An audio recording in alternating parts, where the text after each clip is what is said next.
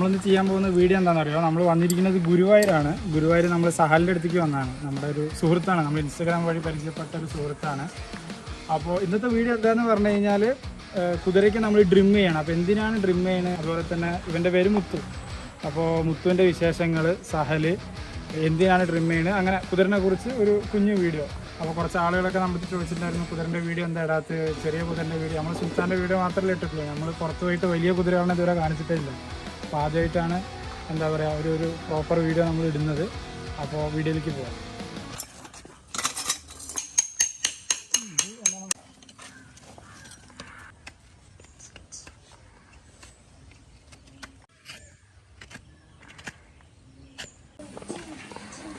നമ്മളപ്പോൾ മുത്തുവിൻ്റെ കുതിരൻ്റെ കാലം നമ്മൾ ഡ്രിം ചെയ്യാം കേട്ടോ. നമ്മളിവിടെ സഹലുണ്ട്. ഫസ്റ്റ് പരിപാടി എന്താണെന്നറിയോ? കുതിരൻ്റെ കാലിൽ ഓൾറെഡി നമ്മളൊരു ലാടം അടിച്ചിട്ടുണ്ടാകുമല്ലോ, അത് അഴിക്കണം. അപ്പോൾ അത് അഴിക്കുന്ന കാഴ്ചയാണ് ഇപ്പോൾ കണ്ടുകൊണ്ടിരിക്കുന്നത്. അതിൻ്റെ മുകളിൽ വളച്ചിട്ടുള്ള ആണികൾ കംപ്ലീറ്റ് സ്ട്രൈറ്റ് ആക്കിയിട്ട് അതെന്ത് കാട്ടും, പതുക്കെ ഊരിയെടുക്കും. സോ അത് പതുക്കെ ഊരിയെടുക്കുന്ന കാഴ്ചകളാണ് ഇപ്പോൾ നിങ്ങൾ കാണുന്നത്. അപ്പോൾ ഇവനിട്ടിരിക്കുന്ന ഒരു സംഭവം കണ്ടില്ലേ, അത് കുതിര കാല് വലിച്ചു കഴിഞ്ഞാൽ കീറാതിരിക്കാനും അതിനും വേണ്ടിയിട്ടൊക്കെയാണ്. അപ്പോൾ ഇങ്ങനെ ഈ ഒരു കട്ടിംഗ് ലെയർ പോലത്തെ സാധനം ഉപയോഗിച്ചിട്ട് ഈ സംഭവം പഴയ ലാടം നമ്മളെടുക്കും. ഇനി ഇത് ഉപയോഗിക്കില്ല, ഇനി അടിക്കുന്നത് പുതിയ ലാടമായിരിക്കും ഇനി അടിക്കുക. ഓക്കെ, വലിയ ടൂൾ ബോക്സുമായിട്ട് എന്തൊക്കെയൊക്കെയോ ചെയ്യേണ്ടത്. സാറേ ഒന്ന് നോക്ക്, മുഖം കാണിക്കാതെ. ഇത് ശരിക്കും ആക്ച്വലി എന്തിനാണ് ഇങ്ങനെ ട്രിം ചെയ്യുന്നത്? ഫസ്റ്റ് ക്വസ്റ്റ്യൻ അതാണ്, എന്തിനാണ് ട്രിം ചെയ്യുന്നത്? ഇപ്പോൾ നമ്മളെ കാലി വലിയൊരു ഷൂസ് ഇട്ട് നമുക്ക് നടത്താൻ പറ്റൂല. ഇത് ആറാഴ്ച കുടുംബത്തിനും വളർന്നെടുക്കും. ഈ സാധനം വളർന്നുകൊണ്ടേയിരിക്കും അല്ലേ? ഈ സാധനം റൂഫ് വളർന്ന് എന്താണ്, ഹൂഫല്ലേ, ഹൂഫ് വളർന്നുകൊണ്ടേയിരിക്കും. അപ്പോൾ ഇത് കട്ട് ചെയ്തില്ല എന്നുണ്ടെന്നുണ്ടെങ്കിൽ ഇതിന് നേരെ നടക്കാൻ പറ്റില്ല. ഇത് ചിലപ്പോൾ വളഞ്ഞൊക്കെ വളരും അല്ലേ? അത് മാത്രമല്ല മുകളിലുള്ള ബോൺസ്, ടെൻഡൻസ്, ലിഗമെന്റ്സ് എല്ലാത്തിനും കംപ്ലൈന്റ് ആവും. ഓക്കെ, വളർച്ച വരിക, സൈഡിലേക്ക് ചെരിഞ്ഞതൊക്കെ ആക്കിയിട്ടും വരിക. അപ്പോൾ നമ്മൾ ആറാഴ്ച കൂടുമ്പോൾ ട്രിം ചെയ്ത് കറക്റ്റ് ബാലൻസ് ചെയ്ത് കൊടുക്കണം. ഓക്കെ, അത് മാത്രമല്ല ഇതിലിപ്പോൾ ചളിയും കാര്യങ്ങളും കയറി കഴിഞ്ഞാൽ രോഗവും കാര്യങ്ങളും ഉണ്ടാവില്ലേ? ഫ്രഷ് വരും. പിന്നെ അതുപോലെ എന്തെങ്കിലും കുത്തി പൈപ്പ് മുറി അങ്ങനെ എന്തെങ്കിലും ആക്സസ് വരും. അങ്ങനെ ഓരോ അസുഖങ്ങൾ ഇത് വരാം. അപ്പോൾ ആറാഴ്ച കൂടുമ്പോൾ നിർബന്ധമായിട്ട് എന്ത് ചെയ്യണം, ഇത് ക്ലീൻ ചെയ്യണം അല്ലേ? അല്ലാതെ കയ്യും കാലും ക്ലീൻ ചെയ്യണം. ഓക്കെ, ട്രിമ്മിങ് ആറാഴ്ച കൂടുമ്പോൾ. ഇതിപ്പോൾ മറ്റേ നമ്മളിപ്പോൾ റോട്ടിൽ ഓട്ടിക്കുന്നില്ല എന്ന് വിചാരിക്കും, റോട്ടിൽ ഓട്ടിക്കുന്നില്ല. പക്ഷെ അപ്പം നോർമലായിട്ട് നമ്മൾ ഇവിടെ മണ്ണിൽ റൈഡ് ചെയ്യണമെന്നുണ്ടെന്നുണ്ടെങ്കിൽ നമ്മൾ ഈ മറ്റേ ഈ സാധനം ഇടേണ്ട ആവശ്യമുണ്ടോ? ഈ ഇതിന്റെ ആവശ്യമുണ്ടോ? ഇപ്പൊ നമ്മള് വർക്കൗട്ട് ഒന്നും കൊടുക്കണില്ല. നമ്മൾ കെട്ടണ സ്ഥലം ഇതുപോലെ കല്ല് സ്ഥലമൊക്കെ ആണെങ്കിൽ ഷൂസ് നല്ലതാണ്. റൈഡിങ് ഉണ്ട് കാര്യങ്ങളിലുണ്ടെങ്കിൽ ഷൂസ് നല്ലതാണ്. വർക്കൗട്ട് നല്ലത് വെറുതെ നിൽക്കണ കുതിരാണെങ്കിൽ ട്രിം ചെയ്ത് കറക്റ്റ് പ്രോപ്പർ ട്രിം ചെയ്ത് മണ്ണിൽ നിൽക്കണ കുതിരാണെങ്കിൽ കറക്റ്റ് പ്രോപ്പർ ട്രിം ചെയ്ത് കൊണ്ടുവന്നതാണ്. ഇവിടെ നോക്കിയാൽ അതിൽ ഫുള്ള് ചളിയല്ലേ. ഇനി ഇതിപ്പോൾ ഡ്രിം ചെയ്താൽ എങ്ങനെ ഉണ്ടാവും, ഡ്രിം ചെയ്ത് കഴിഞ്ഞാൽ എങ്ങനെ ഉണ്ടാവും എന്നുള്ളത് കാണിച്ചു തരാം. ഇപ്പോൾ കുറേ സംഭവങ്ങൾ കട്ട് ചെയ്ത് കളയുന്നുണ്ട്. ഇപ്പോൾ ഇവിടെ ഇഷ്ടംപോലെ സംഭവങ്ങൾ അൽക്കുലത്തായിട്ട് നിൽക്കുന്നുണ്ടല്ലേ. ഇതൊക്കെ കംപ്ലീറ്റ് കട്ട് ചെയ്തിട്ട് കുട്ടപ്പനാക്കും, എന്നിട്ടാണ് ഇവനെ അറക്കുക മുത്തുവിനെ. അപ്പോൾ ഈ സംഭവം എന്താണ്? ആപ്രോൺ, നമ്മുടെ സേഫ്റ്റിക്ക് കാലിൽ നൈഫും ആണി അതൊന്നും കൊള്ളാണ്ടിരിക്കാൻ വേണ്ടിയിട്ട്. ഇതിൻ്റെ ഇടയിൽ പാനയൊക്കെ ഉണ്ടെന്നുണ്ടെങ്കിൽ അല്ലേ, ഈ ആണി അടിക്കണ നേരത്തെ ഇതുപോലെ കുതിർച്ചാൽ കുതിര കാലി അടിക്കും, പ്രൊട്ടക്ഷൻ വേണ്ടിയിട്ട് ആപ്രോൺ. ഓക്കെ, ഇതിപ്പോൾ എല്ലാ കുതിരകളും നമ്മൾ കാലിങ്ങനെ പിടിച്ചാൽ നിൽക്കുമോ? ഇല്ലല്ലോ, നിൽക്കില്ല. ഇണങ്ങിയത് മാത്രമല്ലേ നിൽക്കുള്ളൂ. അങ്ങനെ എല്ലാവർക്കും ഇത് കഴിയൂല കേട്ടോ. ഈ ഫാരിയർ പണി എന്ന് പറയുന്നത് ഇപ്പോൾ കുതിര വാങ്ങി എന്ന് പറഞ്ഞിട്ട് നാളെ പോയിട്ട് നിങ്ങൾ കുതിരൻ്റെ ലാടം അടിക്കാൻ നോക്കിക്കഴിഞ്ഞെന്ന് പറഞ്ഞു കഴിഞ്ഞാൽ കുതിരൻ്റെയും ചവിട്ട് കിട്ടും, ഹോസ്പിറ്റലിൽ പോകേണ്ടി വരും. അപ്പോൾ ഇത് അത്യാവശ്യം ഇതുമായി ബന്ധപ്പെട്ട നോളജുള്ള അല്ലെങ്കിൽ ഇത് മുമ്പ് ചെയ്തിട്ടുള്ള ആളുകളുടെ അടുത്ത് പരിശീലനം നേടിയിട്ടുള്ള ആളുകൾ മാത്രമാണ് ഇങ്ങനത്തെ കാര്യങ്ങൾ ചെയ്യൽ. ഇപ്പോൾ സഹല് എന്ന് പറയുന്നത് അവൻ സർട്ടിഫൈഡ് ഫാരിയർ ആണ് അല്ലേ സഹല? സർട്ടിഫൈഡ് ഫാരിയർ ആണ്. ബിഗിനർ ഫുള്ളായിട്ടില്ല. 2 കൊല്ലം കഴിഞ്ഞിട്ട് എക്സാം ഉണ്ട്, അത് കഴിഞ്ഞിട്ട് പിന്നെ സർട്ടിഫൈഡ് ഫാരിയർ ആവും. ഓക്കെ, അപ്പോൾ ഇവൻ ഇവിടെ എന്താ പറയുക, ഇപ്പോൾ ഗുരുവായൂരാണ് സഹലിൻ്റെ വീട്. അപ്പോൾ ഗുരുവായൂർ ഭാഗത്തുള്ള ആളുകൾ, ഇപ്പോൾ ഗുരുവായൂർ മാത്രമാണോ അതോ എല്ലാവിടെയും പോയി ചെയ്ത് കൊടുക്കും? ഓൾ കേരള. അപ്പോൾ ഞാൻ സഹലിൻ്റെ ഡീറ്റെയിൽസ് അടിയിലിടാം. അതുപോലെ തന്നെ സഹലിന് ഇൻസ്റ്റാഗ്രാം പേജ് ഉണ്ട്, സഹലിൻ്റെ ഹോൾസ്മാൻ, ഇതാണ് എന്താ പറയുക അവൻ്റെ ഇൻസ്റ്റാഗ്രാം പേജ്. അപ്പോൾ അതിൽ പോയി കഴിഞ്ഞെന്ന് പറഞ്ഞു കഴിഞ്ഞാൽ അവൻ്റെ കുതിരൻ്റെ വീഡിയോസൊക്കെ കാണാൻ പറ്റും. അപ്പോൾ ഞാൻ സാറും പരിചയപ്പെടുന്നത് ഇൻസ്റ്റാഗ്രാമിലൂടെ തന്നെയാണ് കേട്ടോ. ഇപ്പോൾ ഞാൻ സുൽത്താൻ എന്ന് പറഞ്ഞാൽ നമ്മുടെ സുൽത്താനെ എടുത്തതിന് ശേഷം ഇൻസ്റ്റാഗ്രാം വഴി പരിചയപ്പെട്ട് എനിക്ക് തോന്നുന്നു 1 കൊല്ലത്തിൻ്റെ മുകളിലായി ഞങ്ങൾ ഇൻസ്റ്റാഗ്രാമിൽ പരിചയപ്പെട്ടിട്ടല്ലേ. അപ്പോൾ എന്നിട്ട് ഇപ്പോഴാണ് ഞങ്ങൾ തമ്മിൽ കാണാൻ പറ്റിയത്. അപ്പോൾ ഇവൻ രാജസ്ഥാനിൽ പോയിട്ട് കോഴ്സ് ചെയ്യുന്ന സമയത്തൊക്കെ നമ്മളെ വിളിച്ചിട്ടുണ്ടായിരുന്നു, വീഡിയോ കോളൊക്കെ ചെയ്തിട്ടുണ്ടായിരുന്നു. അപ്പോൾ കുതിര ഫീൽഡിൽ അത്യാവശ്യം നോളജ് ഉള്ള ഒരാളാണ് സഹൽ. അപ്പോൾ എന്തെങ്കിലും ഡൗട്ട്, ഇതുമായി ബന്ധപ്പെട്ട ഡൗട്ട് കാര്യങ്ങൾ ഉണ്ടെന്നുണ്ടെങ്കിൽ ഇവനെ കോൺടാക്ട് ചെയ്യുക. ഇവൻ്റെ നമ്പർ ഞാൻ താഴെ കൊടുക്കുക. അതുപോലെ തന്നെ ഓൾ കേരള ഈ എന്താ പറയുക, ഫെരിയർ എന്ന് പറയുന്ന സംഭവം, നമ്മൾ ഡ്രിം ചെയ്യുന്ന കാല് ക്ലീൻ ആക്കുന്ന, അല്ലെങ്കിൽ ഗ്രൂമിങ്, ഷൂ അടിക്കുന്ന, ഷൂയിങ്, ഈ കംപ്ലീറ്റ് സാധനം നമ്മൾ ഈ ലാടം അടിക്കുമല്ലോ കുതിരൻ്റെ കാലിൽ, ഇത് കംപ്ലീറ്റ് ഇവൻ ചെയ്തു കൊടുക്കും. കേരളത്തിൽ എവിടെയാണെന്നുണ്ടെങ്കിലും അവിടെ വന്നിട്ട് സഹൽ ചെയ്തു കൊടുക്കും. ഇപ്പം നമ്മൾ സഹലിൻ്റെ തന്നെ നാട്ടിലുള്ള അവൻ്റെ കുതിരൻ്റെ കാലാണ് ഇപ്പോൾ നമ്മൾ ക്ലീൻ ആക്കി കൊണ്ട് ചെയ്തുകൊണ്ടിരിക്കുന്നത്.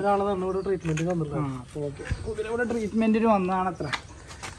അപ്പോൾ അതാണ് മുത്തുവിൻ്റെ കഥ. അപ്പോൾ ഒരു വിധത്തിൽ വൃത്തിയായി കണ്ടില്ലേ, വെള്ളം നോക്കിക്കഴിഞ്ഞാൽ ഈ ഭാഗമൊക്കെ കംപ്ലീറ്റ് വെള്ളമായി. ഇനിത് കംപ്ലീറ്റ് കട്ട് ചെയ്ത് കളയില്ലേ ഇപ്പോൾ ഈ വളർന്ന സംഭവങ്ങൾ. 1.5 മാസം കൊണ്ട് ഇത്രയും വളർന്നില്ലേ? ഇതൊക്കെ ഇത്രയും ഭാഗം 1.5 മാസം കൊണ്ട്. പോണതിൻ്റെ മുന്നേ ഷൂ ചെയ്തിട്ട് പോയതാ.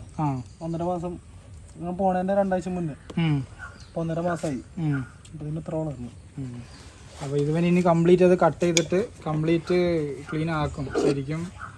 ശരിക്കും എന്താ പറയുക, നമ്മളെ കൊണ്ടാവില്ല കേട്ടോ. ഇത് അതിനായിട്ട് തന്നെ നിൽക്കണം, എന്നാലാണ് ഈ പരിപാടി നടക്കുള്ളൂ. ഇത് കണ്ടില്ല, അവൻ നിൽക്കുന്ന സമയത്ത് തന്നെ കാല് വലിക്കുന്നുണ്ട്, പിടിക്കുന്നുണ്ട്, ചവിട്ടിട്ടിയ തീരുമാനമാവും. അപ്പോൾ നിങ്ങൾ നാളെ കുതിര വാങ്ങിയെന്ന് പറഞ്ഞിട്ട് ചിലവരൊക്കെ ചോദിക്കലുണ്ട്. കുതിര ഓരോ ആളുകൾ ഇൻസ്റ്റാഗ്രാമിൽ വെറുതെ വീഡിയോ ഇടുന്നു പറഞ്ഞാൽ അതിൻ്റെ പിന്നിൽ കുറേ പണിയുണ്ട് കേട്ടോ. ഒരു കുതിര വളർത്തുക എന്ന് പറഞ്ഞാൽ ബൈക്ക് വാങ്ങിയിട്ട് വീട്ടിൽ നിർത്തുന്ന പോലെയല്ല. എല്ലാവരും ആദ്യം അത് വിചാരിക്കണം. അപ്പോൾ ഒരുപാട് ആളുകൾ നമ്മുടെ അടുത്ത് കണ്ടിട്ട് തന്നെ, കുതിര എന്നല്ല ഏത് ജീവിയാണെന്നുണ്ടെങ്കിൽ ഇതൊരു ജീവനായതുകൊണ്ട് അതിൻ്റേതായ റെസ്പോൺസിബിലിറ്റി ഉണ്ട്. തിന്നാൻ കൊടുക്കണം, മേയ്ക്കണം, അതിനെ ഗ്രൂം ചെയ്യണം, കുളിപ്പിക്കണം, പ്രോപ്പറായിട്ടുള്ള ട്രീറ്റ്മെൻറ്റ് കൊടുക്കണം. നമ്മൾ വണ്ടി ഇപ്പോൾ 1 മാസം വീട്ടിൽ നിർത്തിയിട്ടാലും പ്രശ്നമല്ല. പക്ഷേ ഈ സാധനം അങ്ങനെയല്ലോ, ജീവനുള്ള സാധനമല്ലേ.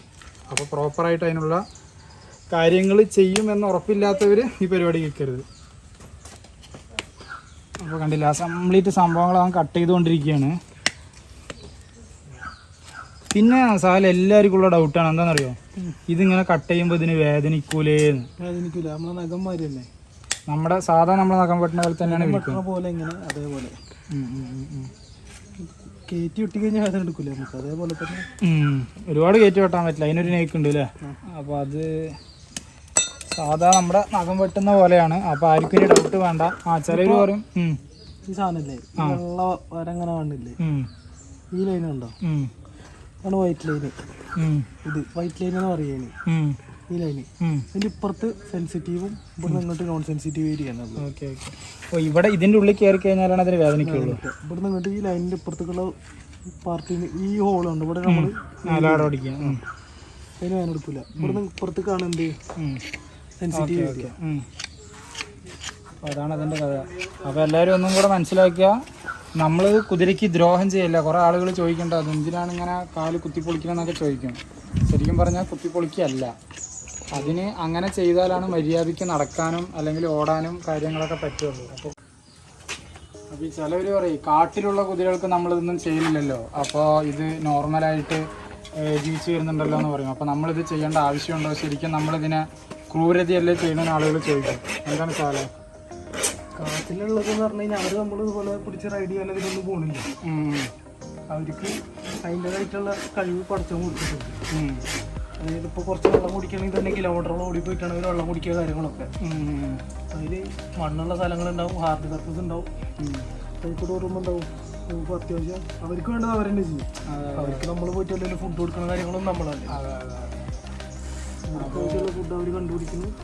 നമ്മൾ ഡൊമസ്റ്റിക് യൂസിന് ചെയ്യുമ്പോൾ നിർബന്ധമായിട്ടും ചെയ്യേണ്ട ചില കാര്യങ്ങളാണ് ഇത്. ഡൊമസ്റ്റിക് പർപ്പസ് എന്ന് പറയുന്നത് വെച്ചാൽ നമ്മൾ കുതിര വളർത്തുകയാണെന്നുണ്ടെങ്കിൽ, നമ്മുടെ പർപ്പസിന് നമ്മൾ കുതിര വളർത്തുകയാണെന്നുണ്ടെങ്കിൽ നിങ്ങളെന്ത് ചെയ്യണം, ഇതുപോലെ ഷൂയിങ് ചെയ്യണം, അതുപോലെ തന്നെ ട്രിം ചെയ്യണം, കുതിരനെ പ്രോപ്പറായിട്ട് ഗ്രൂം ചെയ്യണം. കാരണം അതൊരു ജീവനായതുകൊണ്ടും മനുഷ്യനോടൊത്ത് ഇണങ്ങി ജീവിക്കുന്നത് കൊണ്ടും, എല്ലാ ജീവികളും അങ്ങനെ തന്നെയല്ലേ. ഇപ്പം എന്താ പറയുക, കാട്ടിൽ വളരുന്ന ആടുകളുണ്ട്, നമുക്ക് അവർക്ക് എന്തെങ്കിലും ചെയ്യണ്ട. പക്ഷേ നമ്മൾ വീട്ടിൽ വളർത്തുന്ന ആടുകൾക്ക് നമ്മൾ വിരയിളക്കി കൊടുക്കും. നമ്മൾ കാട്ടിലുള്ളതിന് വിരയൊന്നും ഇളക്കില്ല, അതുകൾ പോയിട്ട് വല്ല പച്ചിലൊക്കെ തിന്നിട്ടാണ് വിരയിളക്കുക. അങ്ങനെ തന്നെയാണ് എല്ലാ ജീവജാലങ്ങളും. ഇപ്പോൾ നാടൻ പൂച്ചകൾക്ക് നമ്മൾ കാര്യപ്പെട്ട ട്രീറ്റ്മെൻറ്റ് കൊടുക്കലില്ല, പക്ഷെ ഒരു പേർഷ്യൻ ക്യാറ്റ് വാങ്ങണമെങ്കിൽ എന്തൊക്കെ സപ്ലിമെൻ്ററി അതിന് കൊടുക്കണം. അതേപോലെ തന്നെയാണ് ഇവരുടെ അവസ്ഥയും. മനുഷ്യന്മാർ വളർത്തുന്ന സമയത്ത് നമ്മൾ ചില കാര്യങ്ങൾ നിർബന്ധമായിട്ടും നോക്കേണ്ടത്. അപ്പോൾ ഇവിടെ നോക്കിക്കോ, ഈ സംഭവങ്ങളൊക്കെ അവൻ കട്ട് ചെയ്തിട്ടാ. കണ്ടില്ല, ഇത്രയും സാധനങ്ങൾ വളർന്നിട്ടുണ്ടായിരുന്നു. ഇത് ഫുള്ള് കട്ട് ചെയ്തിട്ട് ലെവലാക്കിയിട്ടുണ്ട്. എന്നിട്ട് ബാലൻസ് ആക്കണം, എല്ലാ ഭാഗവും സെയിം ആക്കണമല്ലേ. കറക്റ്റ് ബാലൻസ് ആയിരിക്കണം. ഓക്കെ, ഈ ഫ്ലാറ്റ് ഇങ്ങനെ അല്ലേ കുടിക്കാൻ പാടില്ല. ഒരു സൈഡ് പൊന്തിയിരുന്നാലും ഓപ്പോസിറ്റ് സൈഡിലത്തെ കാര്യങ്ങളൊക്കെ കംപ്ലൈൻ്റ് ആവും. ഇതൊക്കെ കുതിരൻ്റെ ഓരോരോ ടൂൾസാണ് കേട്ടോ. അത് ട്രിം ചെയ്യാനുള്ള ടൂൾസാണ്. എന്തൊക്കെയൊക്കെയോ സംഭവങ്ങളുണ്ട്. ഇതൊക്കെ എന്താ പറയുക, ഇതിനിപ്പോൾ ഫാരിയർ ആവണമെന്നുണ്ടെങ്കിൽ കോഴ്സ് ഉണ്ട് അല്ലേ? കോഴ്സ് ഉണ്ട്. ലോക്കലായിട്ട് ചെയ്യുന്നവരുണ്ട്. ലോക്കലായിട്ട് ചെയ്യുമ്പോൾ എന്ന് പറഞ്ഞു കഴിഞ്ഞാൽ എടുക്കുക, വിറ്റ് അടിക്കുക പോകും. പ്രൊഫഷണലായിട്ട് പഠിച്ചൊന്ന് ചെയ്യാന്ന് പറഞ്ഞു കഴിഞ്ഞാൽ ഇപ്പോൾ ലാഡ് അടിക്കുന്നതിന് മുന്നേ ഫസ്റ്റ് നമ്മൾ വാക്ക് ചെയ്ത് നോക്കി ബാലൻസിങ്, ലാൻഡിങ് ഉണ്ടോ ഇല്ലയോ ഇതൊക്കെ നോക്കിയിട്ടാണ് നമ്മൾ ചെയ്യുക. ലോക്കലായിട്ട് ചെയ്യുമ്പോൾ ഡയറക്റ്റ് വരെ കാലെടുക്കുക, അടിക്കുക. ഈ ഷൂ വെക്കണതിന് തന്നെ കുറേ കാര്യങ്ങളുണ്ട്. കറക്റ്റ് ചെയ്തിട്ട് വേണം വെക്കുക.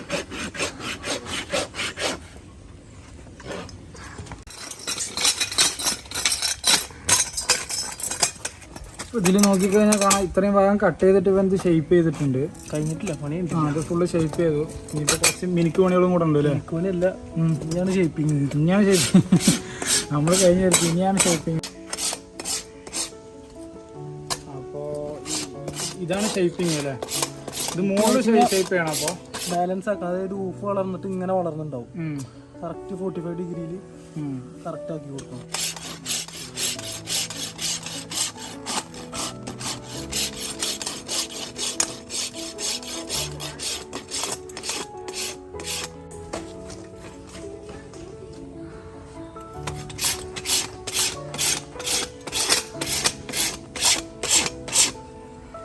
ഇവിടെ ഇങ്ങനെ വെച്ച് കഴിഞ്ഞാൽ ഇവിടെ ഗ്യാപ്പ് കാണാൻ പാടില്ല.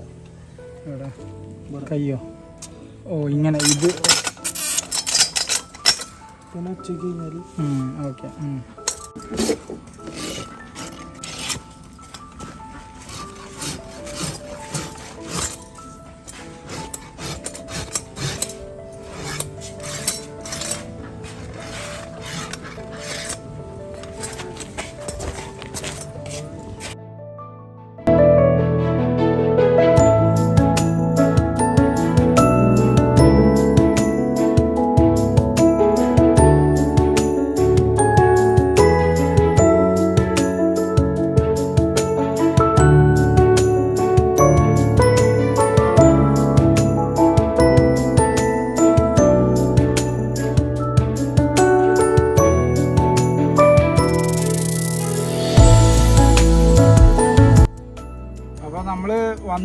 വന്നിട്ടുള്ള മെയിൻ പരിപാടികളൊക്കെ കഴിഞ്ഞു. കുതിരൻ്റെ കാല് ട്രിം ചെയ്യണത് എന്തിനാണ്, അതെന്തിനാണ്, അതെങ്ങനെയാണ് ട്രിം ചെയ്യുക, എന്താണ് അതിൻ്റെ സെറ്റപ്പ്. നോർമലായിട്ടുള്ള ആളുകൾക്ക് ഇപ്പോൾ നമ്മൾ നാളെ പോയിട്ട് എനിക്ക് വീട്ടിൽ പോയി ട്രിം ചെയ്യാൻ പറ്റുമോ ചോദിച്ചാൽ പറ്റും. അപ്പോൾ അതിന് അതിൻ്റേതായ ആളുകളുണ്ട്, അത് പഠിച്ചിട്ടുള്ള എന്താ പറയുക സർട്ടിഫൈഡ് ആയിട്ടുള്ള ആളുകളുണ്ട്. അപ്പോൾ നിങ്ങൾ എന്ത് കാട്ടുക, അതുമായി ബന്ധപ്പെട്ട ആളുകളെ കോൺടാക്ട് ചെയ്യുക. അങ്ങനെയുള്ള ഒരാളാണ് ഫാരിയർ സഹൽ. അപ്പോൾ ഇൻസ്റ്റാഗ്രാമിൽ അവൻ അടിച്ചു കഴിഞ്ഞാൽ അവനെ കാണാൻ പറ്റും, ഹോഴ്സ്മാൻ എന്ന് പറഞ്ഞിട്ട്. ഞാനും എൻ്റെ നമ്പറും അതുപോലെ തന്നെ ഡിസ്ക്രിപ്ഷനിൽ എൻ്റെ നമ്പറും കാര്യങ്ങളൊക്കെ കൊടുക്കുക. കേരളത്തെ എല്ലായിടത്തും സഹൽ പോയി ചെയ്ത് കൊടുക്കില്ല. കേരളത്തെ എല്ലായിടത്തും സഹൽ പോയിട്ട് എന്ത് കാട്ടും, ഈ ഫാരിയർ എന്നുള്ള പരിപാടികൾ ചെയ്ത് കൊടുക്കും. ഇത് ഇവൻ്റെ ടീംസാണ്. ഇത് അച്ചു, എൻ്റെ അനിയത്തി സഫ്രി, ഇത് നമ്മുടെ മുത്തു. സത്യം പറയട്ടെ, ഇവനിൽ ഭയങ്കര പീസ് ആൻഡ് കാമായിട്ടുള്ളൊരു കുതിരയുടെ സുൽത്താനൊക്കെ എന്ന് പറഞ്ഞു കഴിഞ്ഞാൽ അവനെ റൈഡിങ്ങേ പഠിപ്പിച്ചില്ല, ഞാനാ പഠിപ്പിച്ചത്. എനിക്ക് അതിൻ്റെ ABCD അറിയില്ല.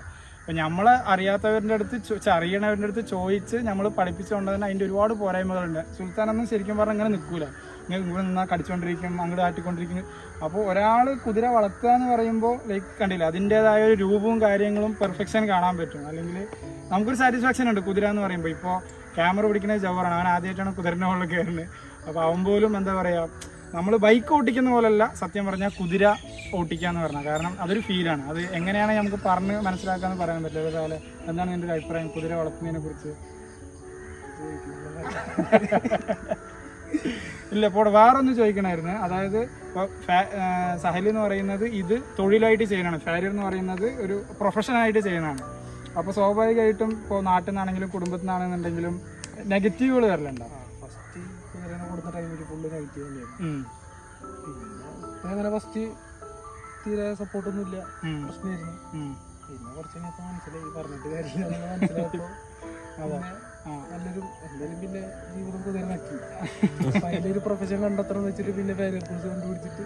അതെ, ഇപ്പോൾ കുഴപ്പമില്ല, അത്യാവശ്യം വർക്കും കാര്യങ്ങളും അത്യാവശ്യം നല്ല രീതിക്ക് പോകുന്നുണ്ട്. അപ്പോൾ ആക്ച്വലി വേറൊരു കാര്യം പറയുന്നുള്ളത്, നമ്മുടെ ആഗ്രഹങ്ങൾ മറ്റുള്ളവർക്ക് ഭ്രാന്തികളാകാം. അങ്ങനെ ഒരു ടൈമുണ്ട്, മനസ്സിലായില്ലേ? നമ്മുടെ ആഗ്രഹങ്ങൾക്ക് പലർക്കും അത് ഭ്രാന്തികളാണ്. പല ഭ്രാന്തന്മാരും ഇങ്ങനെ ഭ്രാന്തത്തരം കാണിക്കുന്നതുകൊണ്ടാണ് ഇങ്ങനെ പലതും ഈ നാട്ടിൽ ഉണ്ടാവുന്നതും പുതിയ സംഭവങ്ങൾ ഉണ്ടാവുന്നതും. ഈ ഐൻസ്റ്റീൻ്റെ ഓരോ ഭ്രാന്താണ്, എഡിസണിന് ഓരോ ഭ്രാന്താണ്, മാർക്ക് എല്ലാവർക്കും ഓരോ ഭ്രാന്തിൻ്റെ പേരിലാണ് ഓരോ സാധനങ്ങൾ ഉണ്ടായത്. അപ്പോൾ നിങ്ങളുടെ ഭ്രാന്തികളിൽ മുറുകെ പിടിക്കുക, അത്രേ പറയാനുള്ളൂ അല്ലേ? അപ്പോൾ ഹാപ്പി ആവും. കാരണം എന്താണെന്നറിയോ, നമുക്ക് ഇഷ്ടമില്ലാത്തൊരു കാര്യങ്ങളിൽ നമ്മൾ പ്രൊഫഷൻ തിരഞ്ഞെടുത്തിട്ട് പോയി കഴിഞ്ഞെന്ന് പറഞ്ഞു കഴിഞ്ഞാൽ നമുക്ക് സാറ്റിസ്ഫാക്ഷൻ ഉണ്ടാവില്ല. ഇതിന് നഷ്ടം സംഭവിച്ചാലും നമുക്ക് ഒന്നുമില്ല, നമുക്ക് മനസ്സ് വെറുക്കൂല, നമ്മളെപ്പോഴും ഹാപ്പി ആയിരിക്കും. എൻ്റെ മുഖത്തന്നെ ചിരിയാണ്ടല്ലോ സാറിൻ്റെ. അപ്പോൾ അതാണ് അതിൻ്റെ ഒരു ഗുഡ് സെൻസ്. അപ്പോൾ എന്തായാലും ഒരുപാട് കാലത്തിന് ശേഷമാണ് സാലിനെ കാണുന്നത്, ആദ്യമായിട്ടാണ് സാലിനെ കാണുന്നത്. ഞങ്ങൾ ഇൻസ്റ്റാഗ്രാം തമ്മിലുള്ള ഇത് മാത്രമേ ഉള്ളൂ. അപ്പോൾ എന്തായാലും സാലെ ഹോസ്റ്റ് ചെയ്തതിന് ഒരുപാട് നന്ദി. ഓക്കെ, ഇൻഷാ അല്ലാഹ് വീണ്ടും കാണാം. അച്ചു എന്തായാലും ഒരുപാട് താങ്ക് യു. അച്ചുവിൻ്റെ ഫോണിലാണ് വീഡിയോ എടുത്തിരിക്കുന്നത്. റെഡി, ഇൻഷാ അല്ലാഹ്. Okay, by.